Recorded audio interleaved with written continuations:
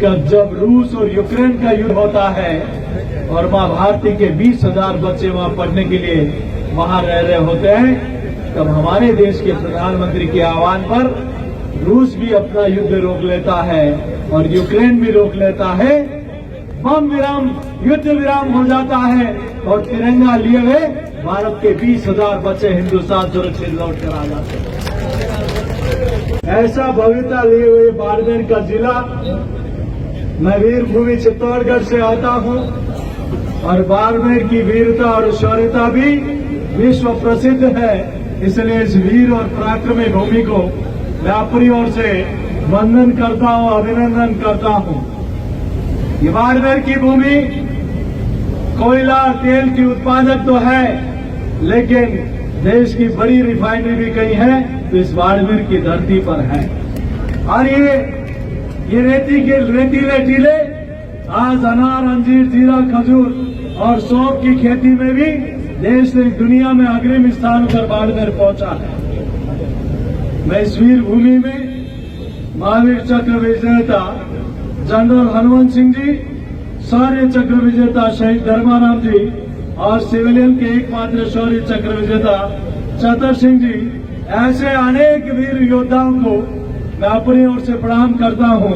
और ये बाड़मेर की धरती, जहां अग्निवीर योजना में भी सैकड़ों युवाओं ने सेना की वर्दी पहनी, ऐसे सभी युवाओं का मैं अपनी ओर से स्वागत और अभिनंदन करता हूं।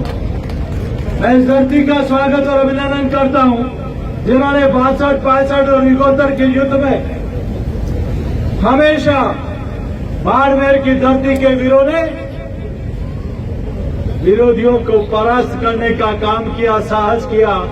ऐसी वीर पराक्रमी भूमि पर आज ये विशाल आक्रोश सभा में मेरे पूर्व के वक्ताओं ने राजस्थान की सरकार की आक्रमणता, अराजकता, भ्रष्टाचार और वादा खिलाफी के लिए कई बातें हमारे बीच में कही।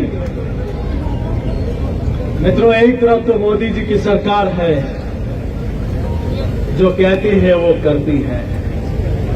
कोई आंख उठाकर भी मां भारती की तरफ कोई आंखें उठाकर देखता है तो पाक अधिकृत कश्मीर में भी घुसकर आतंकवादियों की कब्रगाह बनाने की ताकत कोई रखता है तो नरेंद्र मोदी की सरकार है।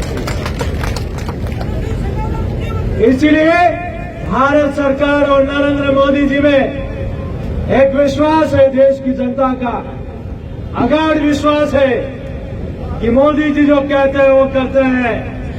और 2014 में प्रधानमंत्री की कुर्सी पर आसीन होने के बाद कहा कि मैं प्रधानमंत्री नहीं, देश की जनता का प्रधान सेवक बनकर काम करूंगा।